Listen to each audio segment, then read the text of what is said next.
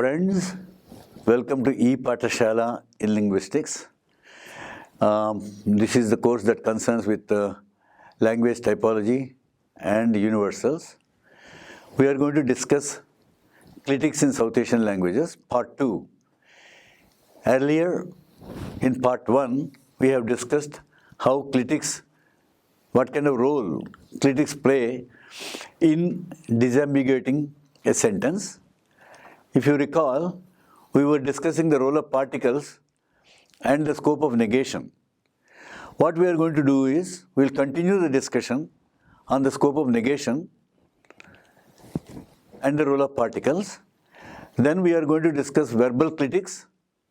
How, by verbal clitics I mean a verbal reciprocal or a verbal reflexive that occurs in South Asian languages, and how the verbal clitics block long distance binding. And the second point I would like to discuss is the morphological nature of the anaphor. An anaphor can be a simplex anaphor or it may be a complex anaphor. What we are going to argue is, while a simplex anaphor permits long distance binding, a complex anaphor blocks long distance binding just as a verbal reflexive or a verbal reciprocal does. Then we will summarize the whole discussion. So let us look at, our contention is that the occurrence of the inclusive particle with the embedded participle blocks the percolation of the negative to the embedded clause, and the embedded clause forms a syntactic island. That is, if you have an inclusive particle with the participle like the conjunctive participle, negatives, the effect of negative cannot go down to the embedded clause. Let us take a sentence from Hindi Urdu. Ravi रिश्वत लेकर ही काम नहीं करता. If you recall, let's go to the sentence without any particle. Ravi रिश्वत लेकर काम नहीं करता. This sentence, as you might recall, is ambiguous. That is, Ravi takes bribes and still does not do the work. Or the other alternative is, the other interpretation is, Ravi does not take bribes and he still does the work.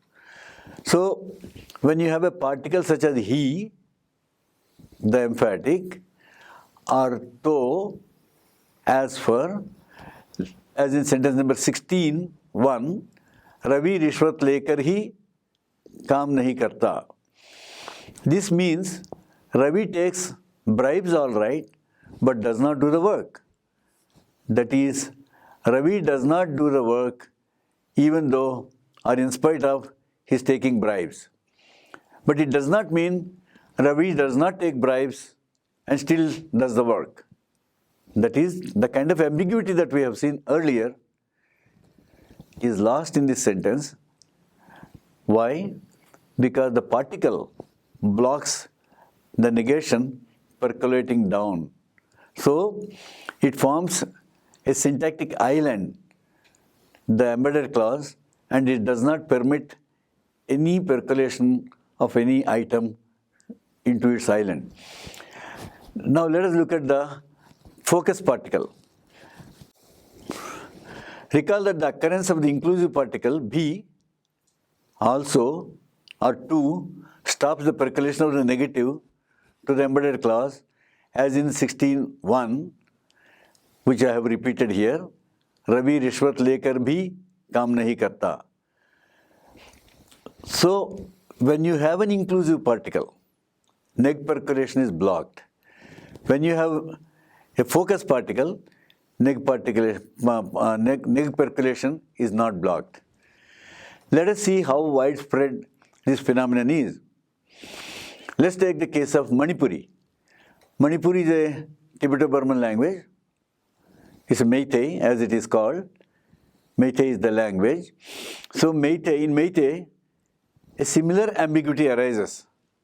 Let's look at sentence number 16.3. Tomba paisa jaraga tabak taude.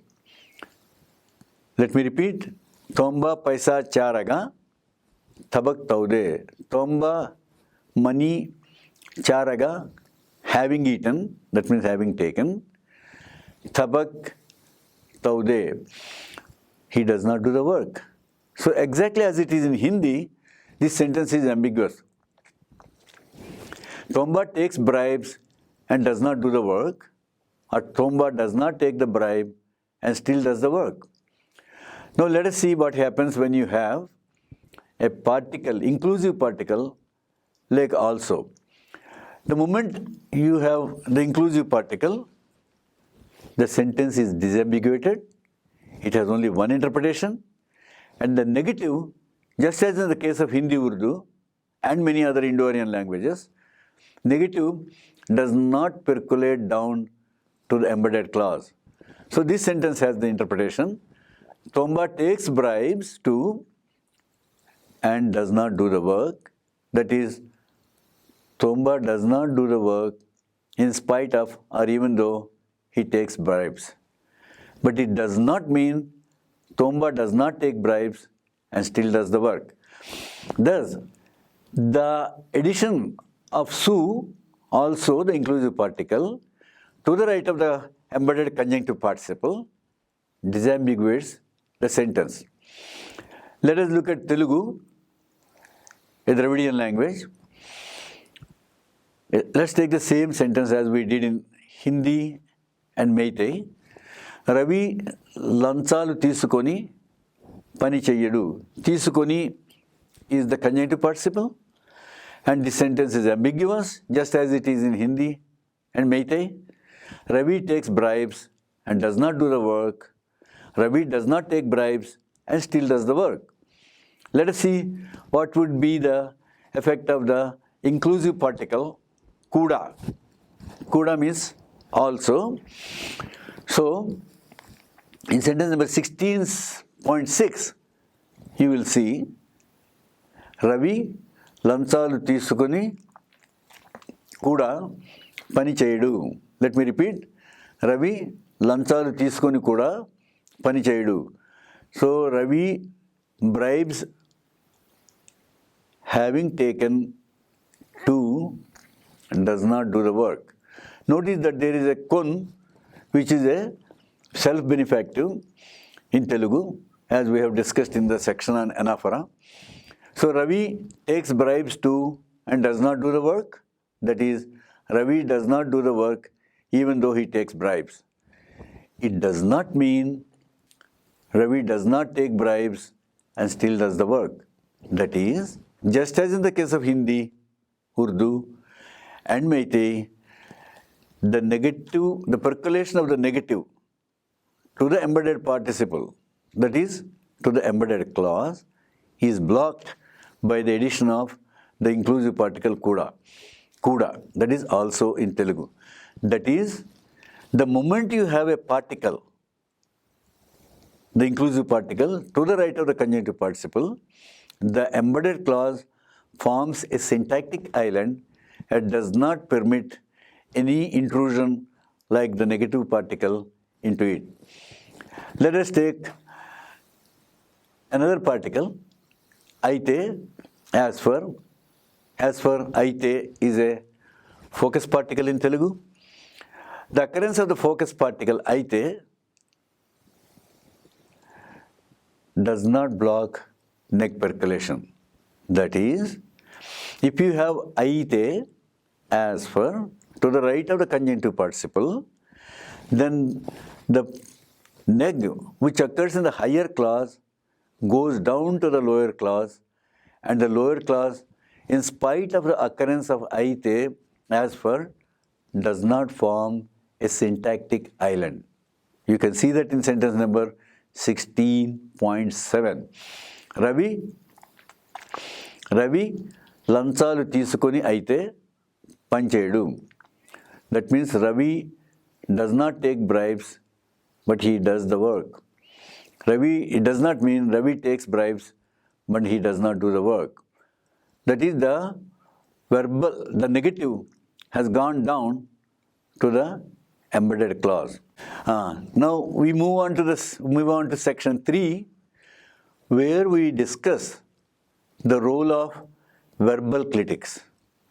The verbal clitics that we are going to consider are the verbal reflexive and the verbal reciprocal, and how the occurrence of the verbal reflexive or the verbal reciprocal in the embedded clause blocks long distance binding.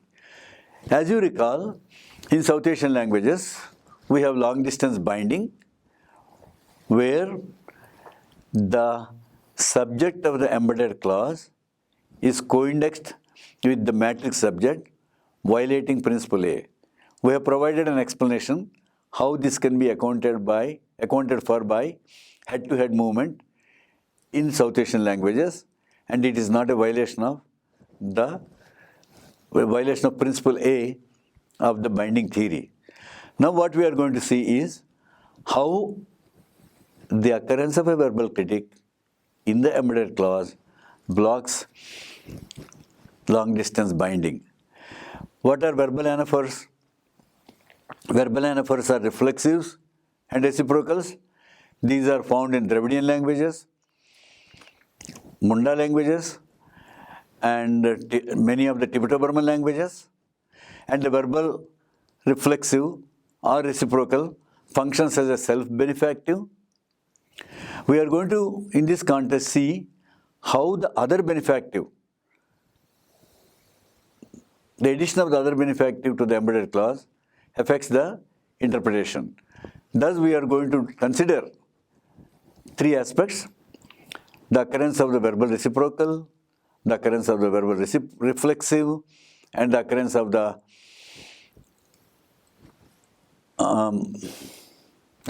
the self-benefactive or the other benefactive, and see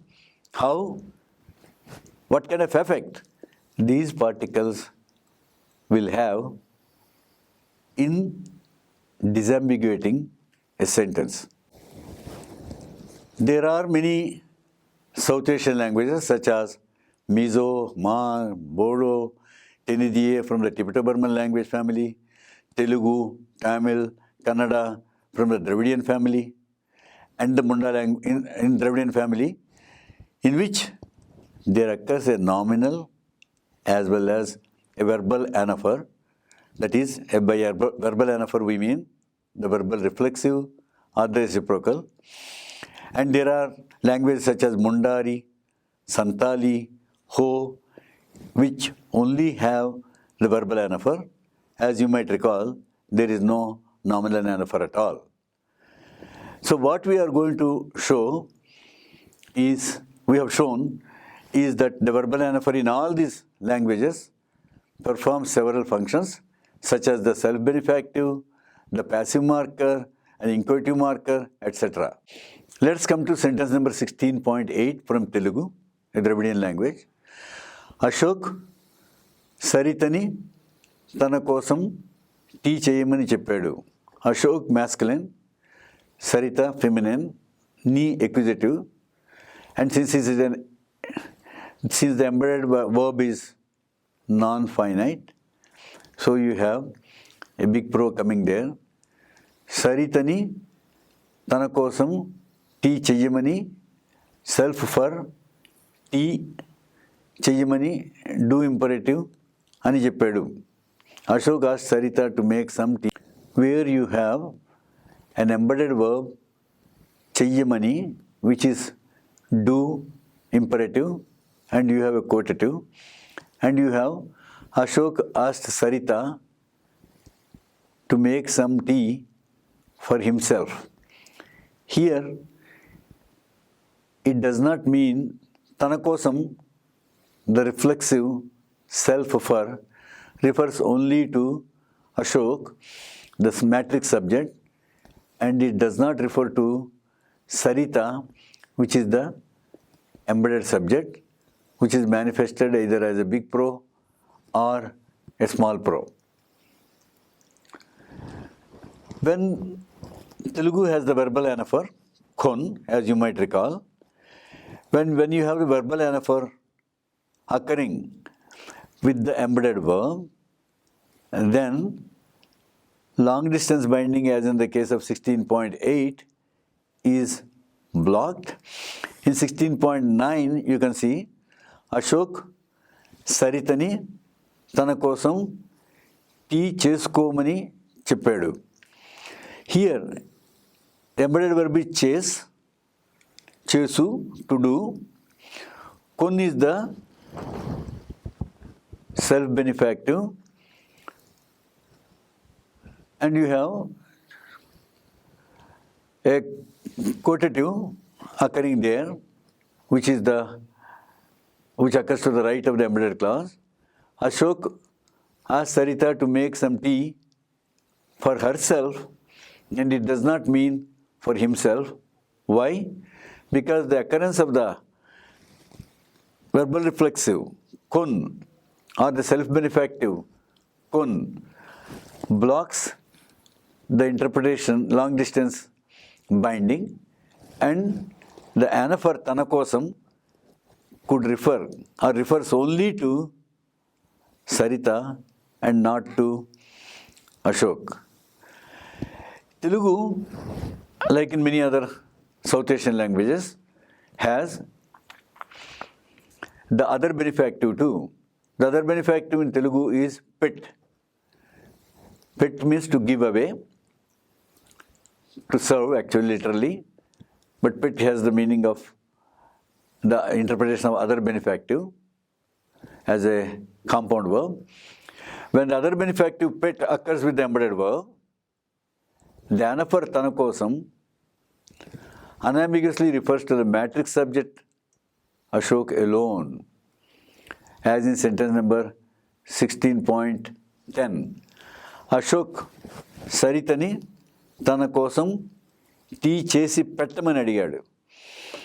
The moment you have pit with the verb to do, chase, in the embedded clause, what happens is tana kosam, which earlier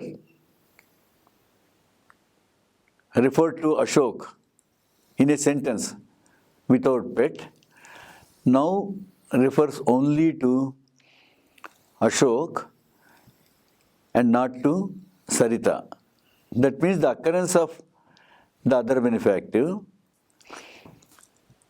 makes long distance binding of Tanakosam self for in Telugu with the matrix subject. Okay. In Mar 2, the verbal reflexive in occurs with the embedded verb, and in Ho and Munda, Ho, a Munda language, the verbal reflexive N occurs with the embedded verb, then they too block long distance binding.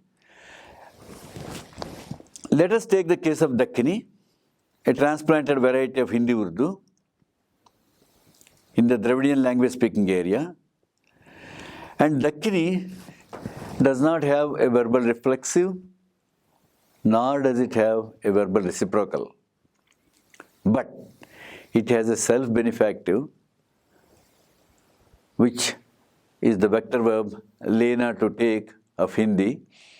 And the occurrence of the vector verb lena blocks long distance binding in Dakkini. In 16.11, as you will see, the nominal anaphor, apne liye, ambiguously refers to either Ashok, the matrix subject, or to the matrix indirect object Lalita. So let's take this one. Note that the subject of the embedded clause pro is co-indexed with Lalita, the indirect object.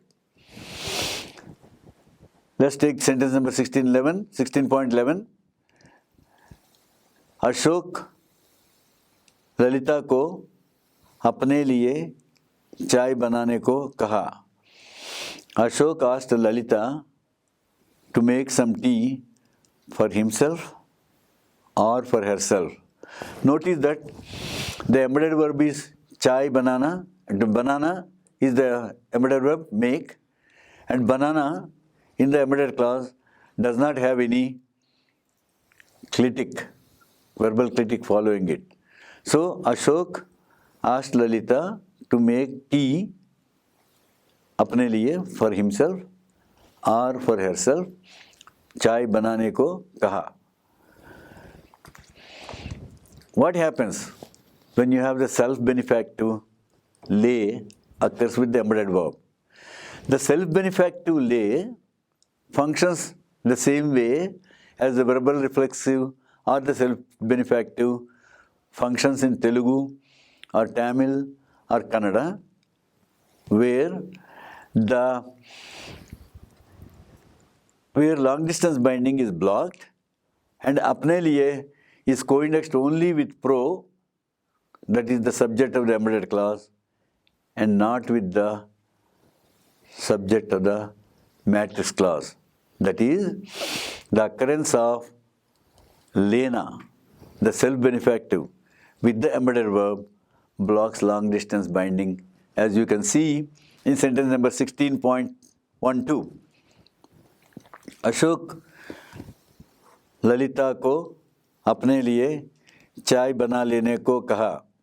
By the way, you would notice, those of you who are familiar with Hindi, notice that there is no ergative case marker with Ashok because the Kini does not have an ergative marker as such. So let me repeat this sentence.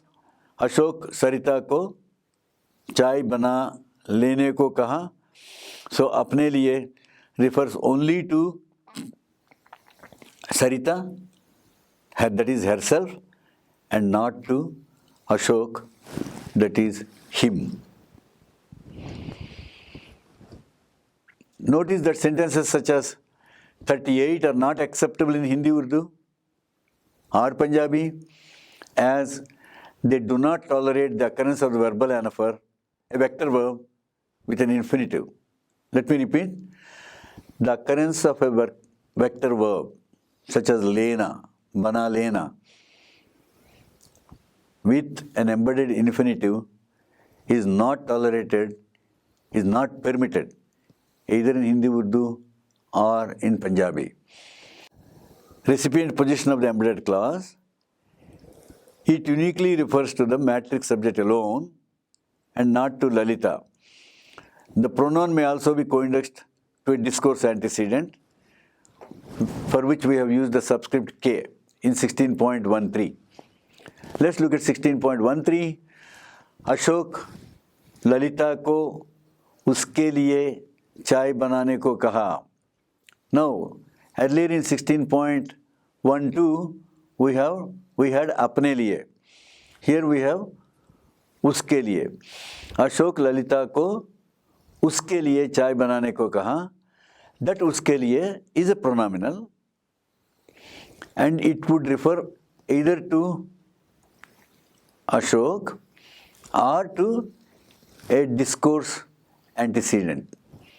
Now let's move on to the Tibeto-Burman languages and how the occurrence of the verbal clitics or a verbal clitic either blocks long distance binding or does not block long distance binding. Tibeto-Burman languages have a simplex anaphor as well as a complex anaphor. A simplex nominal anaphor in the embedded class in AO can have either the embedded subject or the matrix subject or a discourse antecedent as its antecedent, provided the embedded verb does not carry either the self-benefactive or the other benefactive clitic. Notice that AO is a Tibeto-Burman language. Here we are discussing the case of AO Mongsen. There are two other languages of AO. We are not going to AO Chungli. Okay, in AO Mongsen, let's consider a sentence such as 16.14. Akamla na imoba tangko pa atomake sanga yanglu ang tasa. Akumla asked Imo to make some tea for self. This sentence is ambiguous That is, pa atmaka may either refer to akamla or it may refer to imoba. So the sentence has two interpretations, just as it has in Hindi or Dakkini. However, the occurrence of the other benefactive B, the B clitic, blocks local binding, and the anaphor pa can only be coindexed with a long distance antecedent, as we see in the next sentence.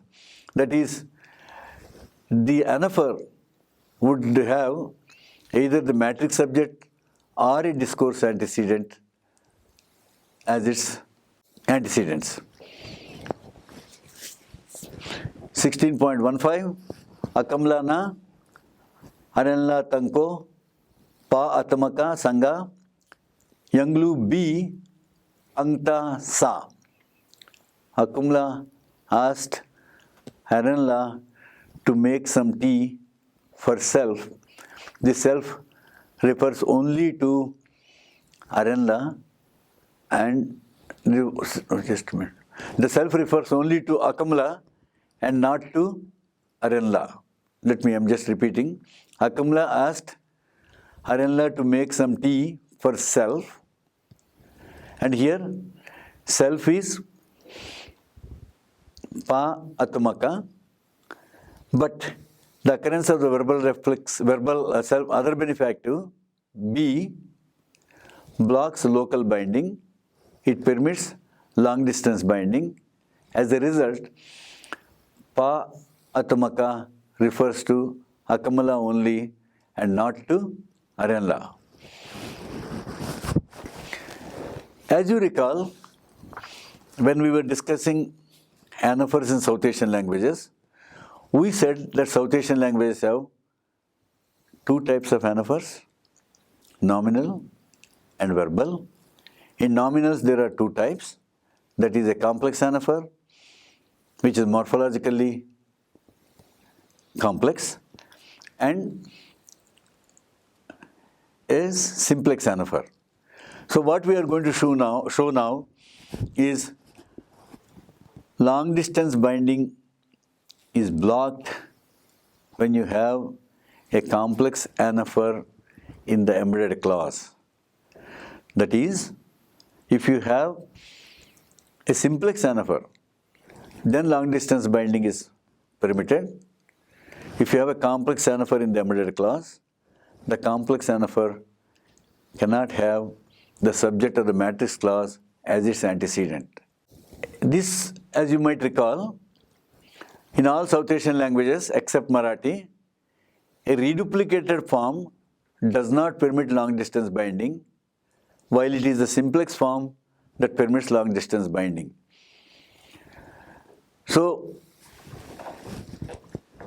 the complex anaphor in South Asian languages is the result of reduplication of the anaphor and case copying, especially in Dravidian and in Tibeto-Burman languages such as Manipuri, where the case copy of the subject occurs onto the one of the elements of the bipartite structure of the complex anaphor. Let me repeat. You have a case marker on the subject.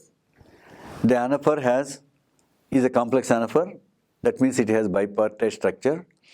Now the case marker of the subject is copied on to one of the components of the bipartite structure of the complex anaphor. In Hindi Urdu,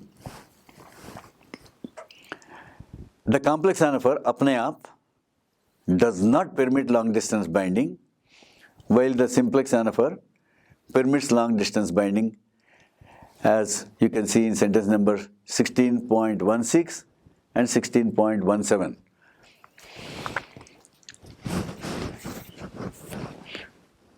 In 16.16, the complex anaphor apne aap, which occurs in the embedded object position, can be co-indexed only with the local antecedent. the local antecedent being pro, which in turn is co-indexed with the matrix object, that is indirect object, that is Raja. So let's take this sentence. The minister told the king not to blame himself, that is the king, and in this sentence, मंत्री ने राजा से अपने आप को दोष ना देने को कहा. The minister told the king not to blame himself. Why? Pro is co-indexed with Raja, which is the indirect object, and apne aap, the complex anaphor, can only refer to Raja and not to Mantri, which is the matrix subject. मंत्री ने राजा से अपने को दोष ना देने को कहा. The minister told the king not to blame himself, or that is the king, or not to blame him, that is the minister. Why this sentence?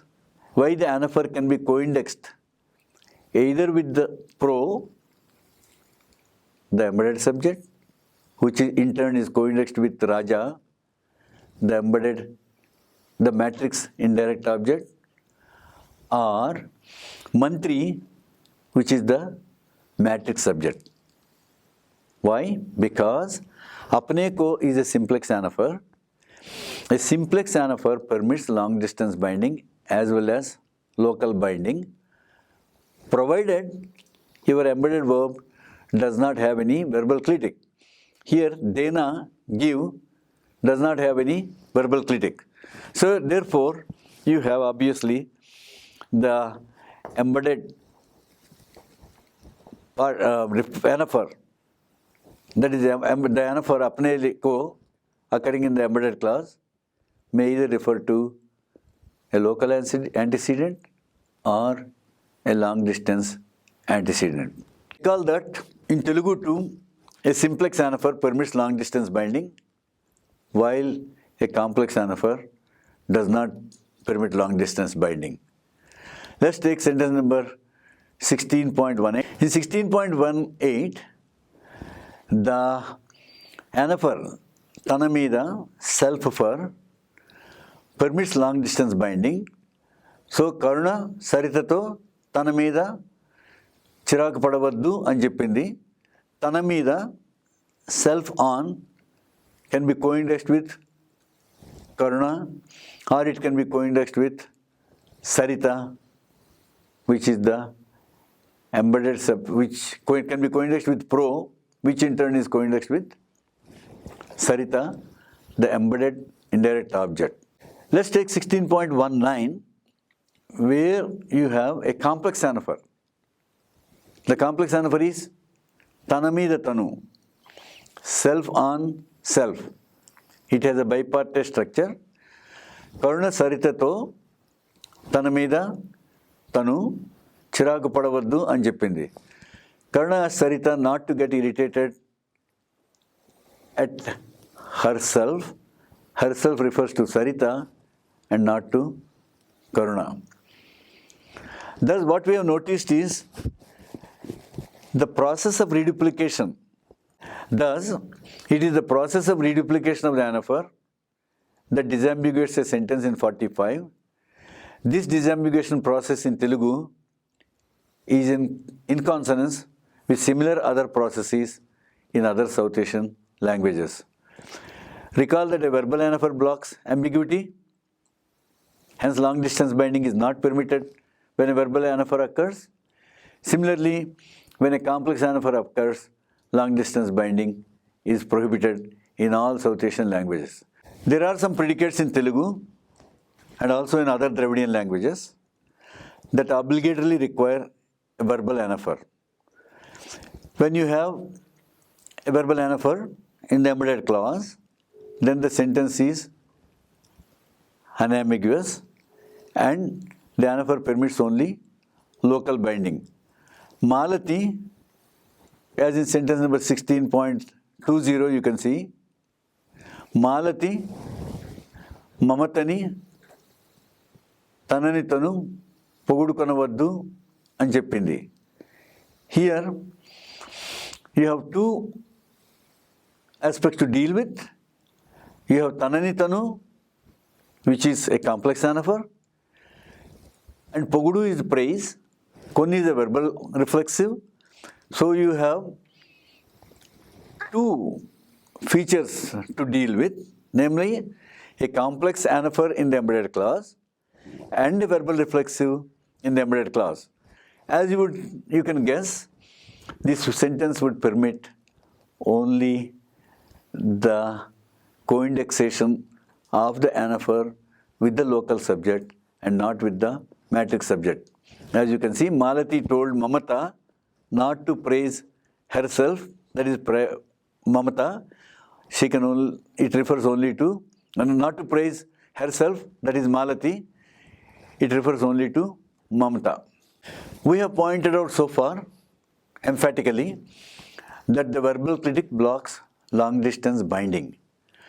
So if you have a language where you have only the verbal anaphors and not the nominal anaphors, then a language that only has verbal anaphors and no nominal anaphors must permit only local binding and not long distance binding.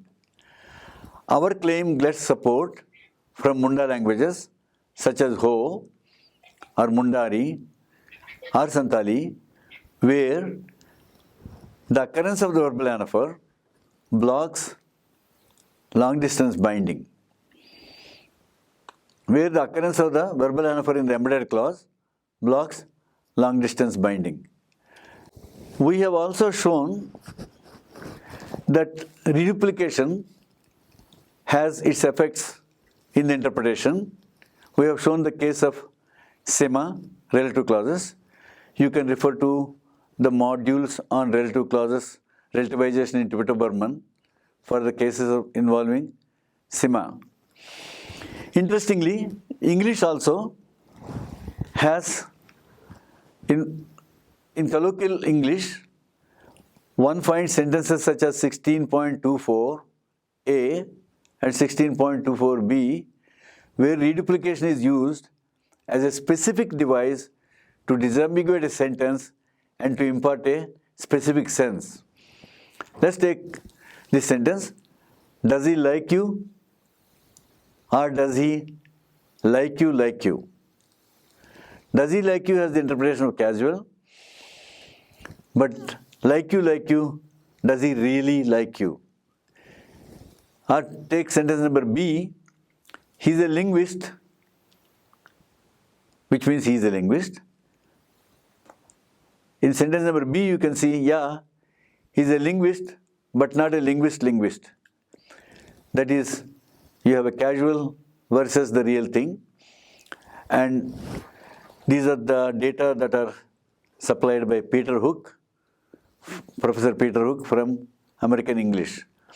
Thus, in this unit, we have, in the two modules, that is, the earlier one and in this module, we have demonstrated that clitics, the occurrence of complex forms in contrast to simplex forms, play a significant role in disambiguation and help the speaker in conveying the intended information. This module also highlights the syntactic role that reduplication plays and demonstrates that it cannot simply be restricted to the domain of morphology alone. Reduplication has its implications or ramifications in the syntax of a language. In module 1, in the earlier module, we have also shown the role of syntactic dependency. We have also shown the role of syntactic dependency. The role of syntactic dependency domain demonstrates that the occurrence of the emphatic particle is permitted in sentences with aspectual meaning in Hindi Urdu, as the clitic that is added is in consonance with the total meaning that is being projected compositionally by the individual elements. Thank you.